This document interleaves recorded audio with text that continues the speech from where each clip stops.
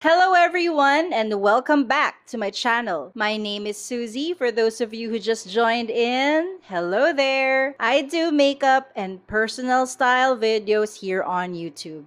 If you reach the end of this video and you really like the content, please give it a thumbs up and subscribe to my channel. So for today's video, you already know it's the natural makeup tutorial. I have been seeing this all over YouTube and also on Instagram, sa mga Reels, a little bit of TikTok.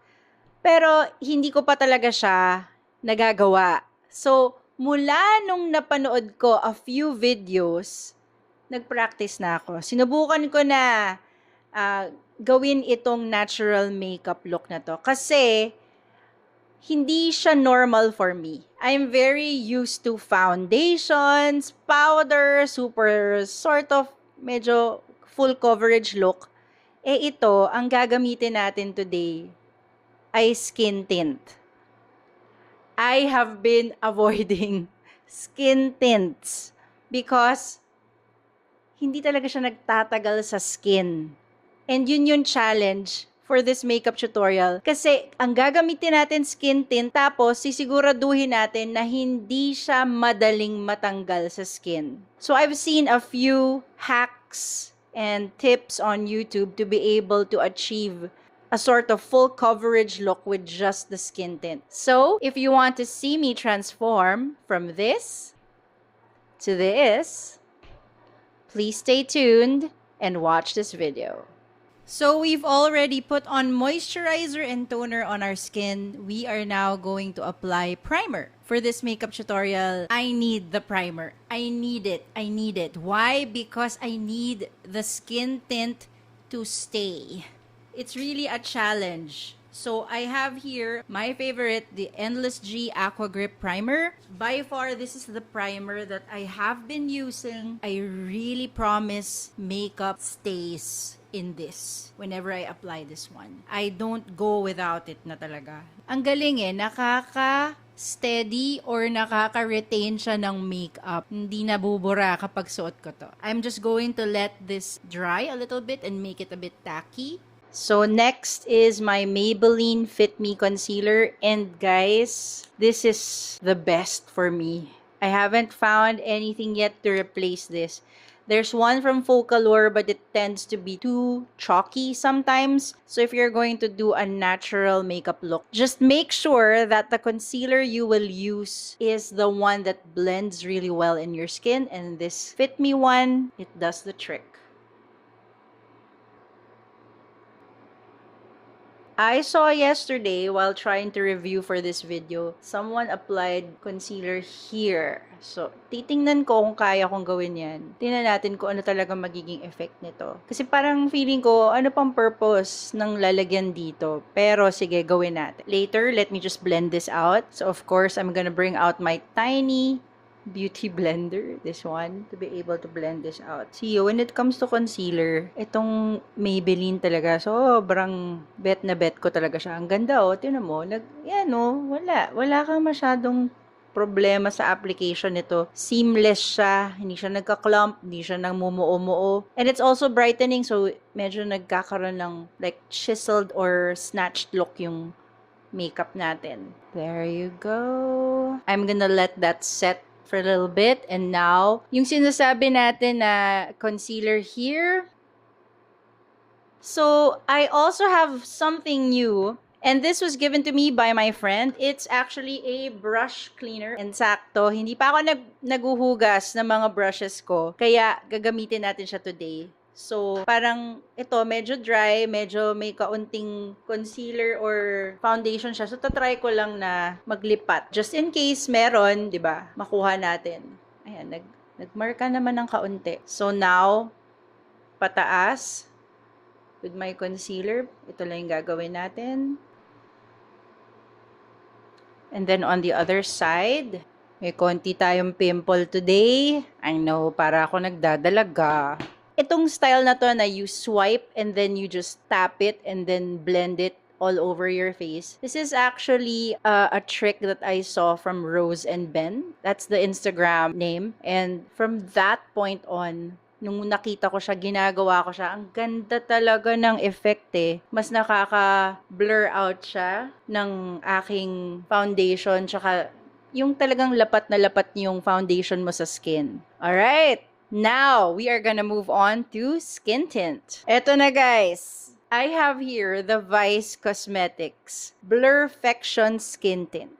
I've had this since the time it came out last year. I was supposed to use this as part of my Bys Cosmetics tutorial, but at that time, lumabas na yung Endless G foundation. So, yun ang una kong ginamit kesa dito. Kasi nga, the very first time that I've used this, ang ganda naman talaga. Promise, because it's the type of skin tint that when I apply it, it absorbs. Ina-absorb ng skin mo talaga kasi skincare na rin siya. Transfer proof siya kapag sinusubukan mo siya ipat. Konting-konti meron pero hindi masama. Tapos kapag nalimutan mo na siya, it absorbs. Kaya ngayon, may gagawin tayo para ma-retain talaga to sa skin at hindi madaling matanggal at hindi ko kailangan mag-ulit ng application during the day. Also, ang SPF nito ay 30 lang. So, hindi ko talaga to ginagamit kapag nakabilad ako sa araw. Absolutely not.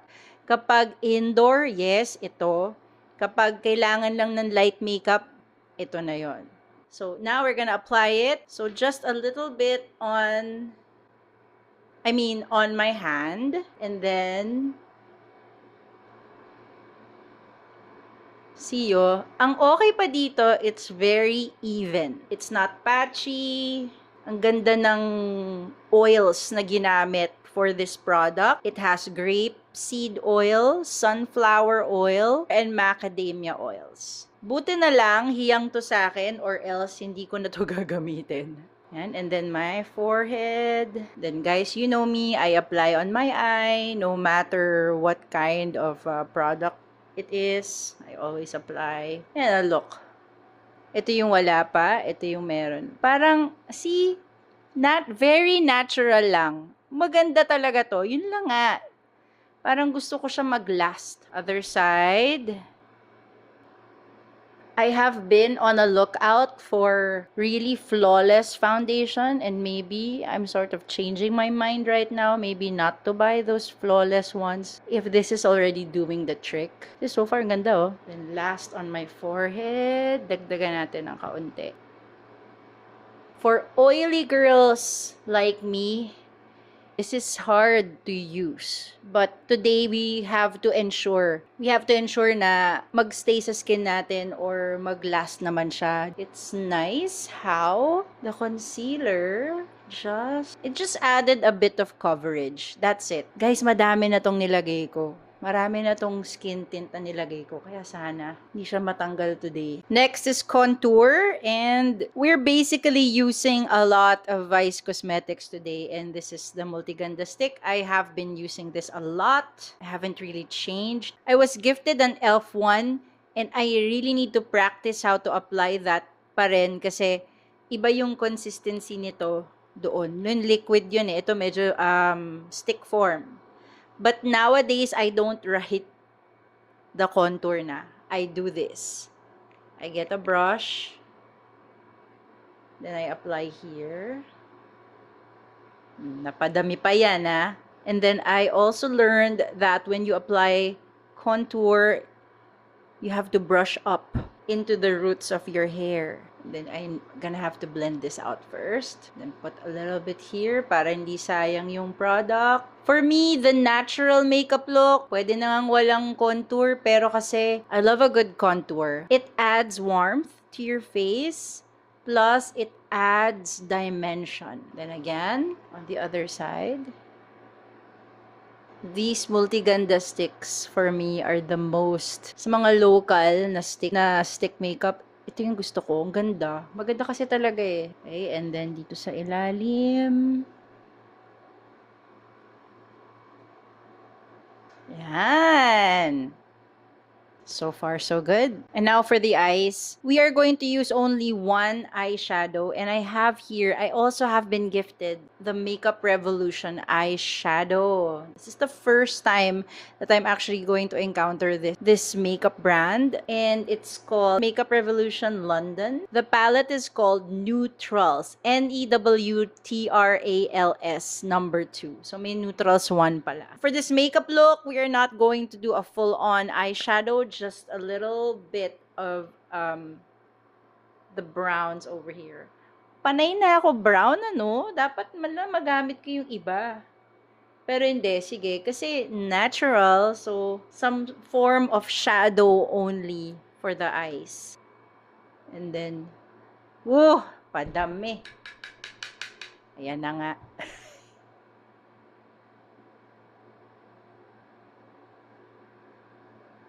Just a little bit.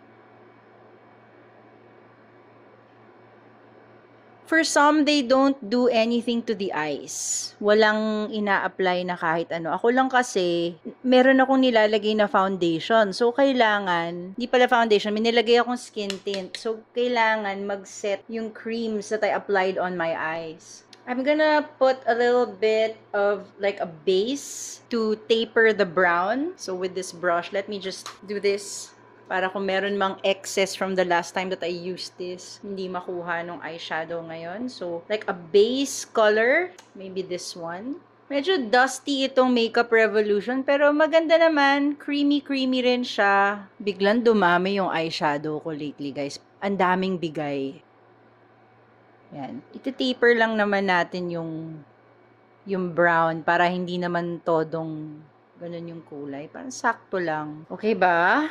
This next step is actually eyeliner, but you can actually skip this. Like, if you don't feel like applying an eyeliner on your lids, okay lang, pwedeng wala na.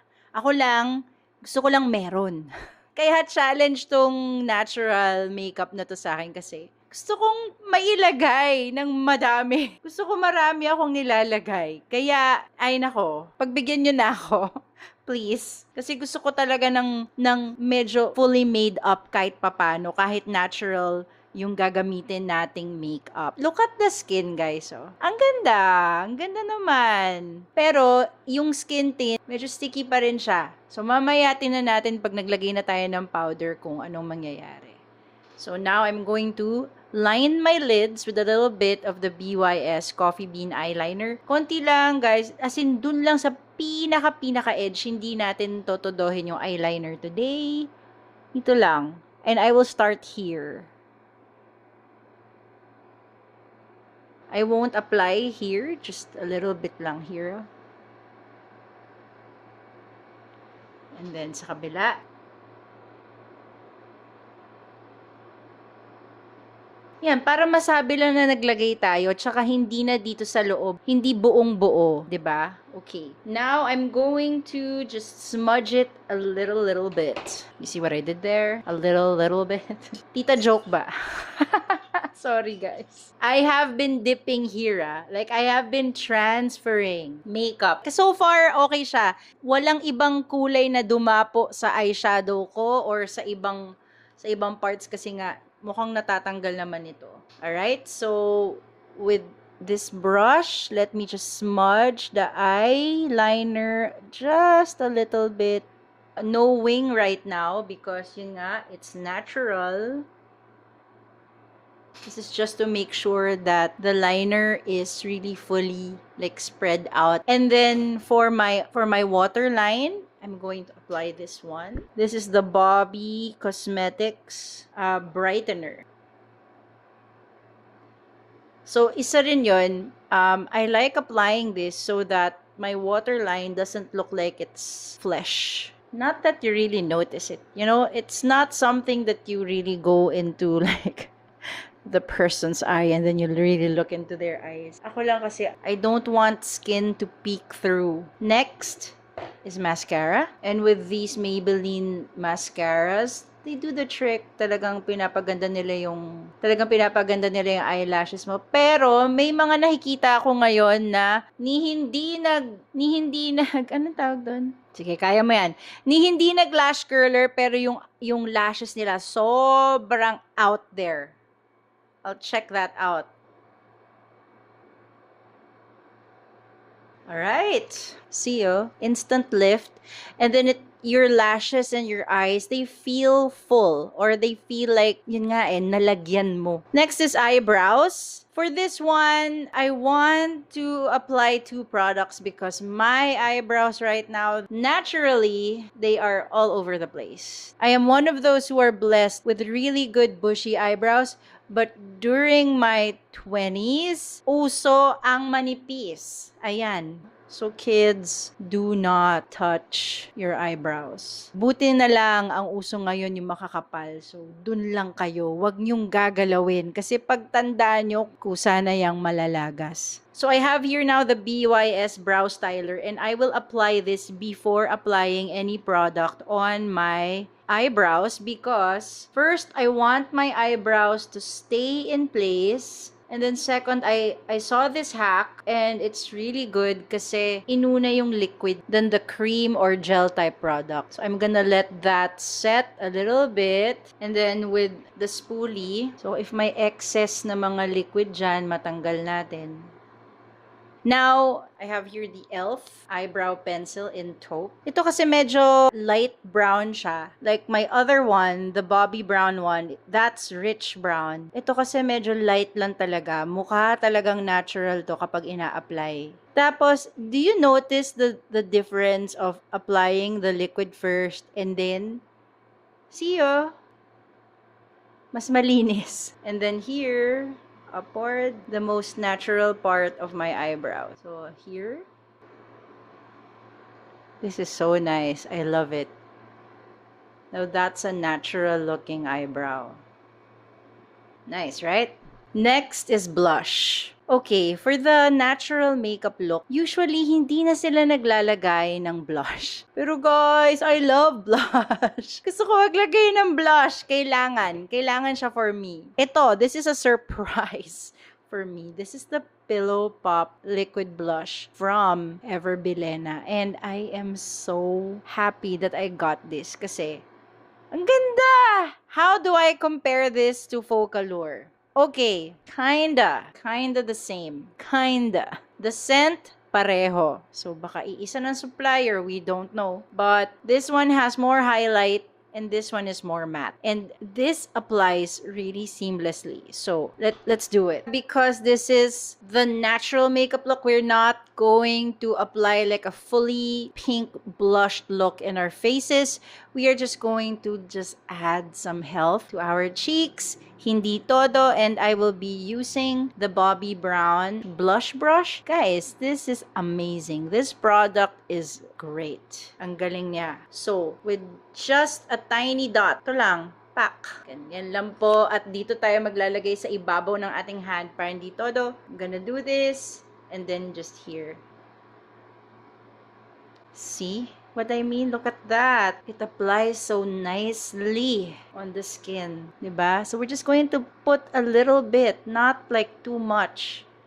And what I like about this is that, look, oh, still glowy. It's not like crazy pink on your face. Another dot. And on the other side, you know, diba? Parang yummy lang. Parang nakita mo lang si crush, tapos napablush ka. See? Some would put here for some dimension. Para daw magpantay. Sige, lagyan natin konti. I mean, wow, right? Ang ganda, oh. Like nothing. And this is like a hot pink color. Good job, Ever Bilena. So I just applied a little bit on the nose. Konti lang. Pampabata. Guys, pampabata. And then next is powder. I have been using this for like so many weeks now. The moment I got it. Kasi guys, of all the powders that I have, this is the most forgiving on the skin. It is not drying. It's mattifying, but it creates a nice glow on your skin that is not like a super overpowering glow. It's very luminous. And this lasts a long time. And it creates like a really nice finish on your skin. Marami akong texture sa skin ko. But every time I apply this, like a few hours after, my skin looks so glassy and it's not the oily kind. It's so good. So if you would ever be able to get your hands on this e.l.f. Halo Glow Powder, go ahead. Sana meron ng e.l.f. dito sa atin. Okay, so I'm gonna tap a little bit. So I use a blender and do this. This is the area that I sweat a lot, so this is the most that I need the powder. We need a little bit more.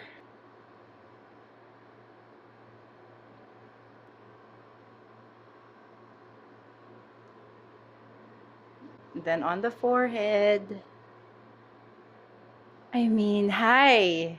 Look at that skin! Ang ganda! It's so subtle. It's so fresh. I like this. I like this makeup look. So the final step is lips. For those of you, siguro gumagamit lang kayo ng chapstick or like a gloss. Ako kasi I still want to put some color on my lips. Although, this is already, it's because of this I applied this earlier. I'm going to apply again. Meron na siyang konting hint of red. So I really like putting on chapstick or balm because it makes my lips less, of course, less cracked. It's super moisturized. And then whenever I would apply lip liners, it like super easy to apply. So with my BYS lip liner in Flesh, this is not the same color as the lipstick I'm about to use, but I like the fact that it's so near to the skin. So, lagyan lang natin ng kaunti. I mean, like a base color. Then shade inward. Ayan o. Then inward. So, we are going to use this time something from Revlon. This is like the second cream lipstick I got from Revlon, and it's the Raisin Rouge. Pag ginagamit ko to ng madami, like a few swipes, nagiging sort of brick red siya. But today, konti lang. Just to add to the deepness of the color of the liner. Ayan, konti lang. You can apply a little bit of gloss if you want to.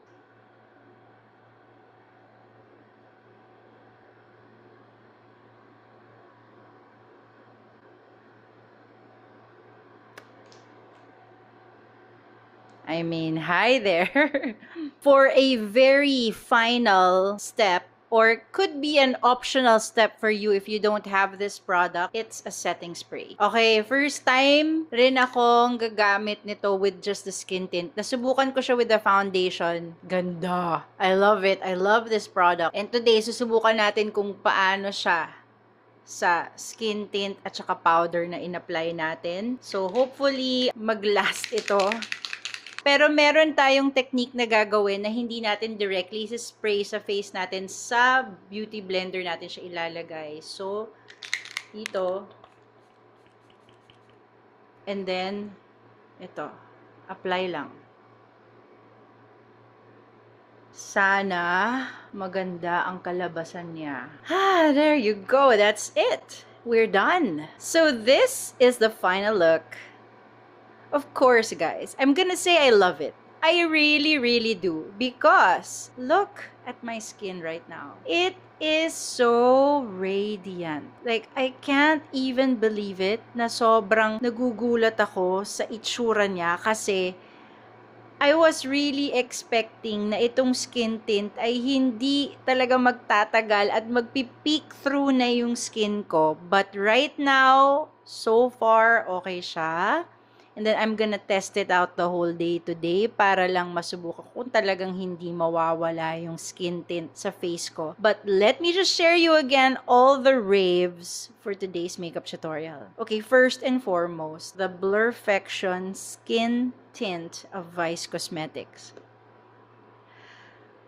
Again, I have been using this for quite some time now since it came out last year. And when I first used this, the very first weeks that I was using it, I only like apply it on my palm and do this and then just do that. Parang pinapahid ko lang talaga sa face ko. Hindi siya nagtatagal. Talagang hindi ito magtatagal. Assured na to kasi ilang ulit ko na siyang nasubukan. But I am realizing now that if you put more, if you really apply it with a beauty blender or the foundation brush, which I use today, pwede siya talagang maging foundation ang effect niya. Pero ang okay sa kanya, if you add more, hindi siya nagbe-build ng weight. It's still very light on the skin. Pero mind you, pag madami kang nilagay, yun na nga, you really need to set it because sticky pa rin siya kahit na ilang oras akong natapos ng maglagay ng skin tint. Kailangan mo talaga siyang iset with a powder. Next, super stunner right now is the Everbilena Pillow Pop Liquid Blush. I mean, look at my cheeks. You know, I only applied a little bit. And the good thing about this too is that you can build it up para magkaroon ng more color on your cheeks. But look at how easy I was able to blend this out, and it only looks like parang, oh, kinilig lang ako, nag-blush lang ako kasi dumaan si crush. Ganun lang yung effect niya. And then, of course, let's not forget the lips. I combined like a semi-reddish, brick reddish lipstick and then also this one, the Bys Lip Liner in Flesh. Ito, kahit ito na, okay na eh. Ganda naman. It does look like my lips, diba? Except I do need to put a little bit of brown so that yun talaga yung ma-achieve naman kahit papano yung talagang color ng lips ko. And yeah, we did it today. It really does look natural. And then, the last two, but definitely not the least, is my e.l.f. Halo Glow Powder and the setting spray. Unahin na natin to kahit ito yung unang nilagay bago ito. Ito, I am so shocked because I have been expecting setting sprays to like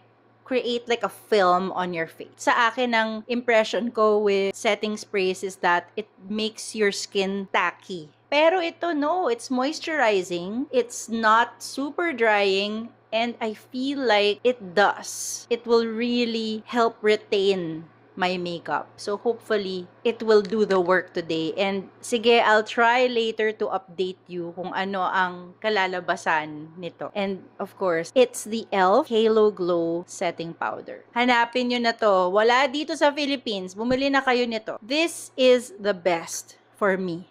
Like, this powder is so crazy good. It is so luminous, it's mattifying, but it does not create like clumps or ashy things in your face. It is so seamless. It's like you didn't put any powder with this. Ang ganda. And then, the good part about this is that it will last you so many hours. Like, I've used this at my daughter's birthday party, and I was so sweaty that day, and I was really expecting for my skin to be hulas na ako sa hapon. No, it absolutely was not. Talagang nagstay sa skin ko at sobrang flawless pa rin ako hanggang umabot na sa gabi. I have to say, find this, buy this, use this. It's one of the best. So, I'm just checking in with you because it's already 6:40. I ended putting on makeup at around 1:15. So, eto na siya. Okay guys, sa mirror dito sa salamin ko, feeling ko medyo bawas na siya. Kulang na. Pero medyo flawless pa rin siya sa camera. So siguro kung magtitake ka ng photos or videos na medyo ilang oras na nakalipas, okay pa siya. Syempre yung lipstick wala na kasi kumain ako, uminom ako. But the makeup, the tint is still there. Let me just do something para lang mag-retouch. So with my pressed powder, with this egg sponge, let me just retouch it. So, balik na ulit. Konting retouch lang talaga. Hindi naman sobrang todo na dagdag makeup. But, is it comfy for me? Already ilang oras na nakalipas. Yeah, it is. Comfy pa rin siya sa pakiramdam. Just this, to add moisture to my lips, and that's it. So yeah, the conclusion of this video is that the skin tint, the Blurfection of Vice Cosmetics is a really good base. And the e.l.f. powder and the setting spray, it's still good. Actually, kung hindi lang ako pinawisan kasi labas-pasok ako sa aircon, palagay ko hindi ko kailangan mag-retouch. Kung naka-aircon lang ako all throughout. Pero still, so far, okay siya. Experiment success. So that is it for today's video. If you are able to learn a thing or two from these tutorials, please comment down below and let me know your thoughts. I am so happy also that you got to this part, and I sure hope to see you again on the next video. Have a great day. Goodbye.